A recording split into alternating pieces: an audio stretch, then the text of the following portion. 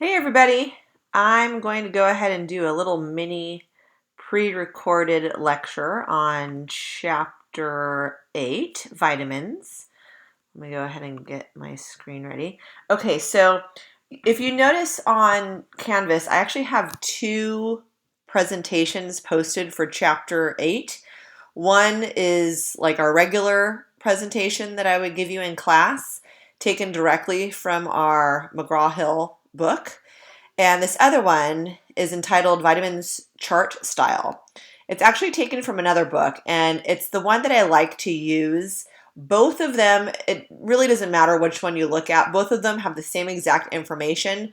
The difference is on this one, the chart style, I just like the way it looks better because when it goes into the actual specific vitamins, it does it in a chart and makes it nice and organized rather than just a bunch of words on a slide. So it doesn't matter which one you look at. I prefer to look at the one that's the chart style, so that's the one I'm going to use for this. This is actually taken from another textbook that I taught out of a few years ago, but I liked the way it's presented and it just works well with what we do for our assignment in class. So I'm going to give you a background of vitamins, and then I'm basically going to stop and let you guys take it over from there to fill out your vitamin charts. You may want to have something to take notes with because there are some things here that I do want you to know.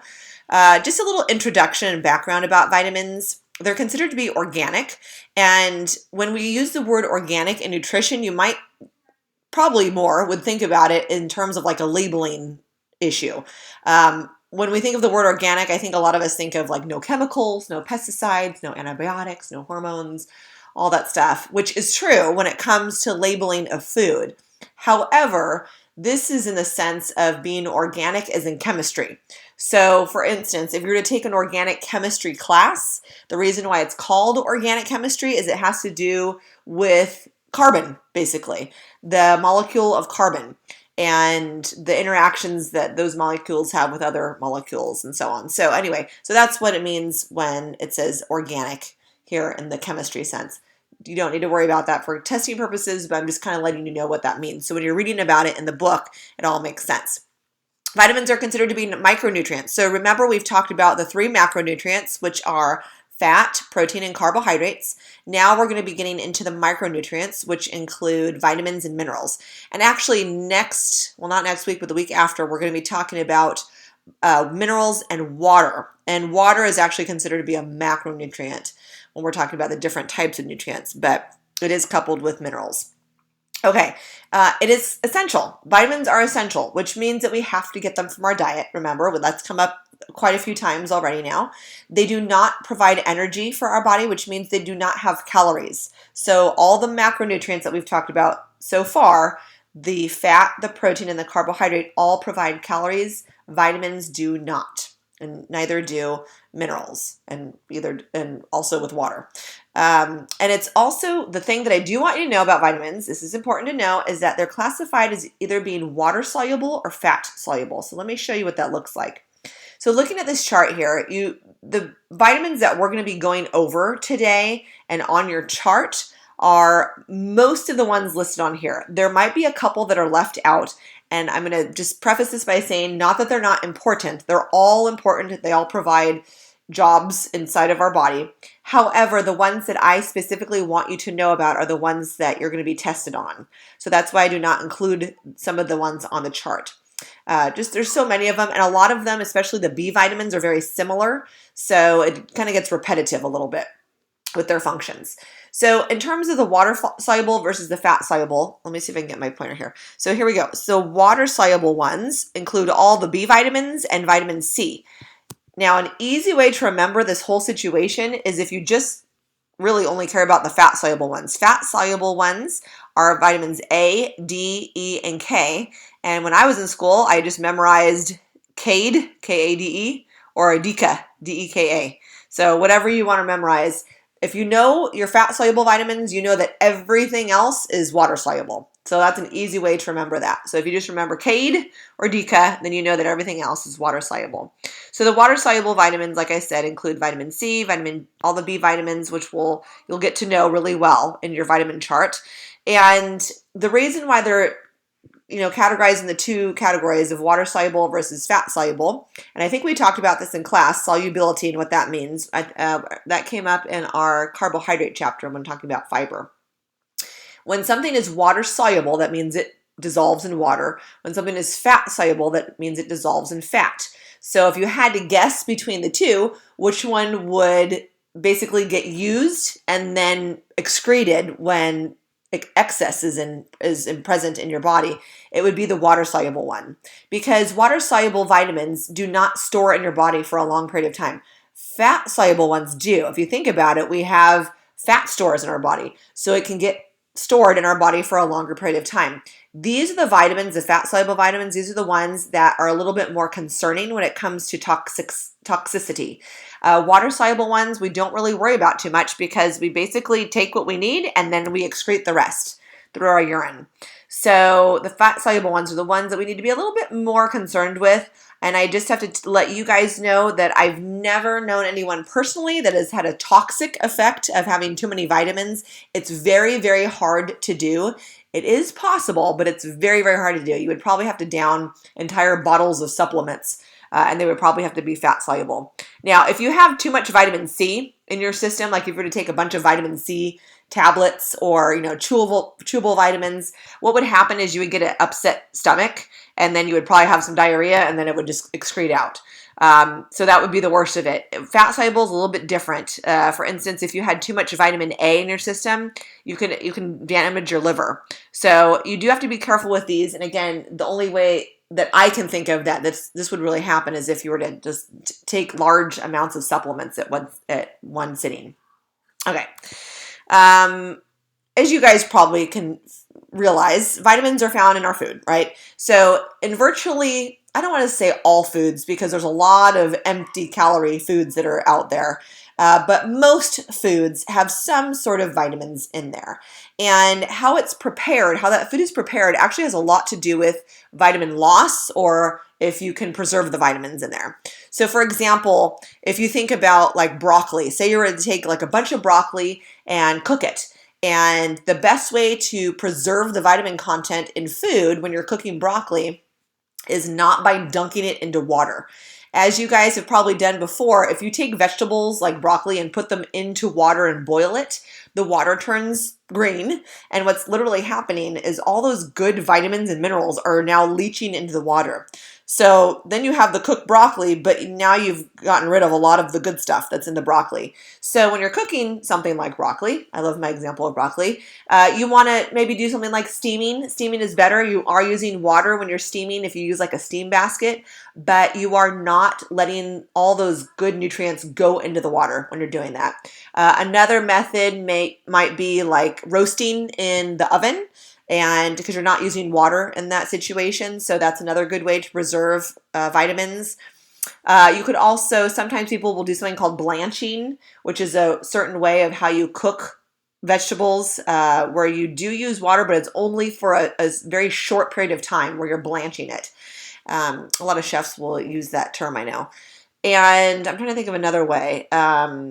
If you do like, here's an interesting one. If you microwave vegetables, oftentimes people think that microwaves would destroy the vegetables, or destroy, well, sometimes they do, but destroy the vitamin content in there. And we've found through studies that it actually doesn't harm it too much. It doesn't deplete the vitamin content too much. What it does do, though, is it takes out and destroys all the phytochemicals that were in that vegetable. So you have to keep in mind that if you are microwaving vegetables. But otherwise, it's actually not a bad way of preparing a vegetable if you need to do it fast and you want to preserve the vitamin content.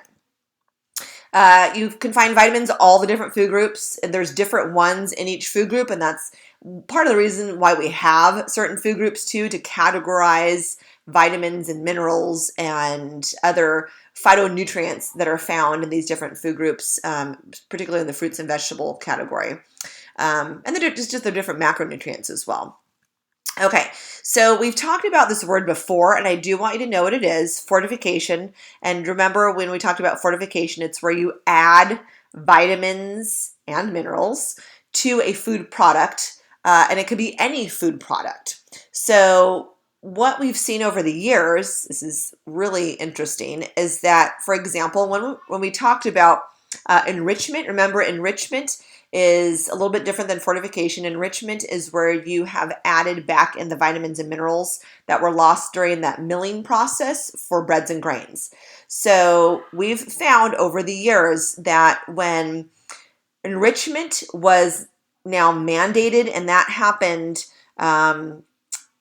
well, if you look at the chart here, let me look at my little pointer. So in 1938, we had voluntary flour enrichment. So this is when companies didn't have to enrich their flour. It was basically up to them if they wanted to. And we also found that this is correlating to the number of deaths from something called pellagra, which is a vitamin B deficiency.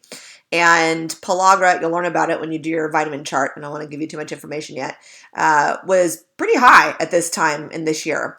But when you look over here, mandatory enrichment for some states, that looks like it was about right between 1942 and 1944. And then if you keep going down the line here, in 1948, this is when we had a mandatory enrichment in 22 states. So more states are now having to enrich their flour. And we're finding that the rates of pellagra have gone down over the years. I mean, they're almost non-existent now when we get to 2020. Another good example is when you guys go to look up the vitamin folic acid, which is another B vitamin. I want you to pay attention to that one because that has a lot to do with pregnancy. So make sure you guys are jotting down pregnancy and the reason for why folic acid is important with pregnancy. And when you figure that out, you're going to realize that there's something called spina bifida. And that's when a baby's spine is not connected fully in the mother's womb. Spines get connected after the first 30 days after conception. And if the mother does not have enough folic acid in her diet, then the baby's spine does not connect properly. It's at risk for that, I should say. So we've found that since we've been adding in folic acid into breads and grains, in more recent years actually, the risk of that happening to babies has completely dramatically decreased. So that's kind of a cool thing when it comes to enrichment and how it's helped with preventing disease here in the United States. Okay, so we talked about, this is just talking about vitamin loss and cooking. So what I'm going to do now is I'm going to stop the presentation. I'm going to hand it over to you guys. Go through each of these slides. That's what I would recommend doing, and go ahead and fill out your chart as you go through. It's going to give you the primary functions, the deficiency symptoms, and some example food sources. This is directly from the book. However, you feel free to go online and find your own information. And in fact, I recommend that you do that to make sure that you're not missing anything. And then when we come together on Thursday, when I meet with you guys over Confer Zoom, if you have any questions about it, I'm here to help you answer those questions. And then that again is due on Thursday night, 11:59. Okay, so it has all the vitamins here. Go through it all. I just love this presentation because it really goes through all the different charts. And again, you'll notice some of them, like choline, for example, is not on your chart. Not that it's not important, but I didn't want to do too much of repetitiveness with a lot of these B vitamins. They're almost exactly the same when it comes to a lot of them. And you don't really hear about choline a lot in nutrition nowadays. But the ones that I included on the chart are the ones that I think, in my mind, we read about more in nutrition and are getting more information about in nutrition. So, all right, so go ahead and do that. The other thing that I want to just point out that is not in here, well, it actually is in here, but let me show you at the very end here. The antioxidant vitamins. The antioxidant vitamins include vitamins A, C, and E. And you'll notice when you go through your chart that beta carotene is a form of vitamin A. So I do want you to know this, vitamins A, C, and E, antioxidant vitamins.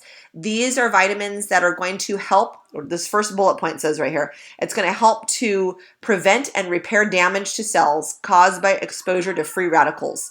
And just so you guys know, if you've ever heard about free radicals are basically very unstable components in our body that can cause damage to cells and eventually lead to what they usually correlate it with is cancer, but also other disease as well. So vitamins A, C, and E, ACE. So now we've got CADE for the fat soluble vitamins, and then we've got ACE for the antioxidant vitamins. Okay, and I think that's all I want you to know from this chapter. The rest of these slides go into supplements, which is interesting to look at, but you don't need to be familiar with that for testing purposes. All right, guys, take care. Have a great day, and I will see you all on Thursday.